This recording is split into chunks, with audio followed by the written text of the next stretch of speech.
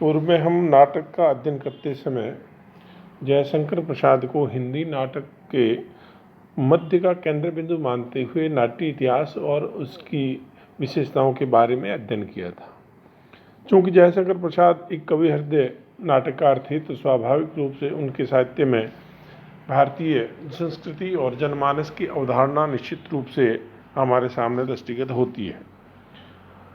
हमारे विषय वस्तु में, हमारे सिलेबस में भी जयशंकर प्रसाद वर्णित एक नाटक चंद्रगुप्त को समाहित किया गया है। चंद्रगुप्त की विशेषताओं पर अध्ययन करने से पूर्व हम उनके हिंदी नाटक में प्रवेश और जयशंकर प्रसाद को हिंदी नाटक की देन तथा उनके नाटकों की विशेषता के बारे में अध्ययन करेंगे। जयशंकर प्रसाद मूलतः कवि थे। उनमें कल्पना, अनुभूति और काव्यत्व की प्रधानता थी। छायावादी और रहस्यवादी कविता के जन्मदाता होने के कारण उन्होंने आगे चलकर के हिंदी नाटक में भी भारतीय संस्कृति का समावेश करते हुए अपनी श्रेष्ठ नाट्य रचनाओं के द्वारा हिंदी नाटक साहित्य के इतिहास को एक लाभान्वित या गौरवान्वित व्यवस्था दी। धार्मिक पुस्तकों, वेदों, पुराणों और दार्शनिक ग्रंथों के अध्ययन से प्रसाद की प्रतिमा अत्यंत निखरी हुई थी। इतिहास के सूक्ष्म अध्ययन और मनन से भारतीय संस्कृति के संबंध में प्रसाद की धारणाओं को दृढ़ बनाने में भी सहायता मिली। भाषा पर प्रसाद का पूर्ण अधिकार था। भाषा, भाव, विचार, अन्वेषण, अध्ययन, इन सभी आवश्यक ज्ञान संबंधी मान्यता से सज्जित होकर प्रसाद ने हिंदी की नाटक भूमि में प्रवेश किया। प्रारंभिक स्वरूप में उन्होंने 4 एकांकी नाटक लिखे: सज्जन, कल्याणी परिचय, करुणालय और प्रायश्चित। कला की दृष्टि से इनका अत्यधिक महत्व नहीं है, परंतु ये प्रसाद की नाट्य कला की प्रारंभिक आवश्यक कड़ियाँ हैं। प्रसाद के ऐतिहासिक प्रवृत्ति का अंकुर इन्हीं नाटकों के माध्यम से प्रारंभ हो जाता है। अपने विचारों को कार्य रूप में परिणत करने के लिए उन्होंने अनेक ऐतिहासिक नाटक भी लिखे। विशाख इसका प्रथम और दुर्शामनी अंतिम नाटक है। अजातशत्रु, जन्मेजय का नागयज्ञ निश्चित एक विचारधारा के नाटक का प्रदर्शन है। इन नाटकों में हिंसा और करुणा के साथ साथ सहानुभूति का रूप भी धारण करती है और आत्मसंयम तथा आत्मशासन की प्रतिष्ठा भी होती है। स्कंदगुप्त और चंद्रगुप्त यद्यपि अलग अलग कालों के इतिहास के प्रतिनिधि हैं, परंतु इन नाटकों में आदर्श और यथार्थ का अपूर्व समन्वय है। स्कंदगुप्त में अनेक प्रकार के संघर्षों का समावेश है। पति पत्नी, भाई भाई, माता पुत्र, स्वामी सेवक और सखा सखी, सभी का इसमें द्वंद्व दर्शित होता है। इसी प्रकार चंद्रगुप्त में विराट प्रतिहिंसा और विराट त्याग दोनों का सम्मिश्रण दिखाई देता है। कामना प्रतीकवादी नाटक है। इसमें भौतिक विलासिता ने विषमता को जन्म दिया और राजनीति में उस वातावरण को और अधिक विक्षोभपूर्ण बना दिया। एक गुण प्रसाद के जीवन के संबंध में कुछ विचारों को नाटक रूप में रचा है। जीवन का लक्ष्य क्या है, आदर्श और यथार्थ में क्या भेद है, स्त्री और पुरुष मानव के इन दोनों पक्षों में किसी प्रकार के सामंजस्य की आवश्यकता है, यही एक गुण नाटक में दिखाई देता है।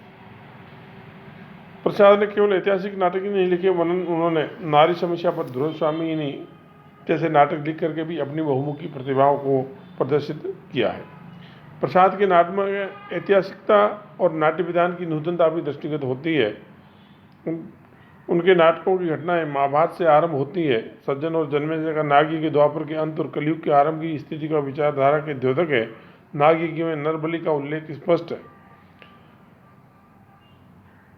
जो कथाबद्ध रखते हुए भी प्रसाद भारतीय इतिहास की खोज को दृष्टि से देखा है। प्रसाद ही पहले व्यक्ति हैं जिन्होंने प्राचीन इतिहास की भूली हुई श्रृंखला की कड़ियों को खोजने और उन्हें मिलाने का दुस्तर कार्य आरंभ किया। उनके नाटक चंद्रगुप्त में नंदवंश के पर्यवसान और मौर्यवंश के आरंभ के संबंधित इतिहास है, परंतु प्रसाद की विशेषता चाणक्य और चंद्रगुप्त के चरित्र चित्रण में है, जबकि अन्य लोगों ने उसको ऐतिहासिक दृष्टिकोण के संबंध में देखा है। विशाख चंद्रगुप्त का चाणक्य की कठपुतली जैसा है, उसका स्वतंत्र व्यक्ति दृष्टिगत नहीं होता।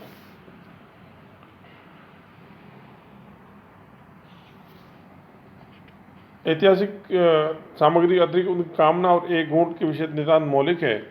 अतः उन्होंने अनेक मौलिक प्रस्तावनाओं के साथ साथ ऐतिहासिक अवधारणाएं और नूतन विचारों को भी प्रस्तुत किया है। ऐतिहासिकता के साथ साथ अंक और दृश्य विभाजन प्रसाद ने कोई एक ही शैली का अनुकरण नहीं किया है। अलग अलग नाटकों में अलग अलग अंक और दृश्य विधान है। राजश्री में 4 अंक है।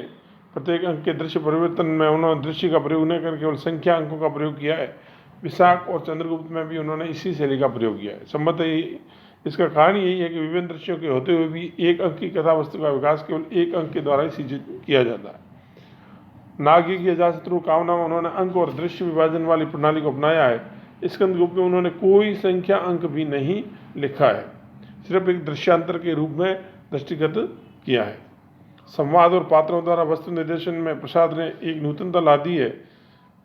इन संवाद का तर्क भी उनके संवादों में बना रहा और साथ ही उनमें भावुकता की छाप भी लग गई। स्वगत और सूच्य दोनों शैलियों का भी इन्होंने प्रयोग किया है। अपनी चरित्र चित्रकला में प्रसाद जी ने नई प्रणाली का उपयोग किया। प्रत्येक नाटक में ऐतिहासिक घटनाओं के साथ साथ एक ऐसा भी मनुष्य है जो विषमता में समता लाने का उद्योग करता है। संस्कारों में परिवर्तन, अधर्म पर धर्म की विजय, कठोरता पर कोमलता का प्रभुत्व और विरोधी के प्रति करुणा का भाव उत्पन्न करना उनका प्रधान कार्य है। कभी कभी यह काम किसी साधु महात्मा से लिया गया है, जैसे दिवाकर मित्र, प्रेमानंद व्यास, गौतम इत्यादि। कभी कभी उन्होंने स्वगत रूप में ही किया गया है। अलका, मालविका और देवसेना ऐसी कई नारियां हैं जिन्होंने प्रसाद की कुशलता को इस तरह से दृष्टिगत होकर के अपने नाटकों के माध्यम से देश और काल के भी रचना की रक्षा की और मानवता का आदेश भी सुरक्षित रख लिया है। प्रसाद के नाटकों में आदर्श और यथार्थ का समन्वय दिखाई देता है। प्रसाद के नाटकों में सुखांत और दुखांत दोनों का सम्मिश्रण है और इनके नाटकों में ये दोनों चीज़ें दृष्टिगत होती नजर आ रही है। अपनी कल्पना और नाट्य कुशलता के द्वारा ऐसे वादों की सृष्टि की है जिससे अपराध करने वाला स्वयं अपने कर्तव्य अकर्तव्य का ज्ञान प्राप्त कर पश्चाताप करता है। प्रसाद के नाटकों की सबसे बड़ी विशेषता है उनके गीत। प्रसाद के गीति काव्य ने उनकी नाट्य कला में और अधिक सुंदरता की श्रीवृद्धि की है। केवल अपना प्रस्तुत ही नहीं है, उनके गीत मानवीय भावनाओं की अनुभूति है जिन्होंने परिस्थिति विशेष में उन्हें गाने वाले पात्र के चरित्र के उद्घाटन में भी सहायता दी है। विशाख में भी गीत लिखा है, निर्दय उंगली अरी ठहर जा, पल भर अनुकंपा से भर जा, ये मुर्शिना आह से निकलेगी निशार से। उनकी ऐसा परिस्थिति कितना व्यंजक है, जिस व्यक्ति के ऊपर चारों ओर से प्रहार हो रहे हो उसे पीड़ित हृदय को सांत्वना देने वाली वस्तु और कौन सी है। निर्जन गेदरी वाला श्यामा का गीत भी मनोहर है। देवसेना तो गीत नारी हृदय का सचित्र इतिहास है। मेरे नैनों में मन में रूप किसी छलिया का अमूल अनूप।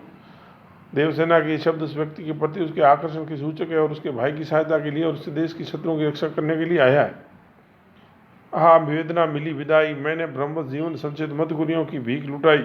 यह गीत केवल गीत मात्र नहीं है, यह देवसेना की आत्म कहानी है। प्रसाद के अतिरिक्त कौन इस प्रकार कागज पर दिल को निकाल कर रखने की क्षमता रखता है। चंद्रगुप्त नाटक में सुवासिनी के गीत, तुम कनक किरण के अंतराल में लुक छिप कर चलते हो, क्यों तो नौ मस्तक गर्व वहन कर दे, यौवन के दंड डर दे, इलाज भरे सौंदर्य बता मौन बने रहते हो क्यों। इन गीतों में सौंदर्य और यौवन के संकेत का कितना सुंदर स्वरूप है। प्रसाद के नाटक हिंदी साहित्य की अमूल्य निधि है। उन्होंने ऐतिहासिक, सांकेतिक और समस्या परंपराओं को अपनाया है। यद्यपि ऐतिहासिक परंपरा उनकी प्रधानता है, परंतु अन्य दोनों प्रतिनिधि कामना एक ऊँट जैसे ये नहीं है। अपनी नवीन वस्तु विन्यास, योजना, शैली, भाषा सौष्ठव और गीति सामंजस्य और उदात्त भावना और भावुकताओं, उदासनापूर्ण संवादों से उन्होंने एक नूतन सृष्टि का संचार किया है।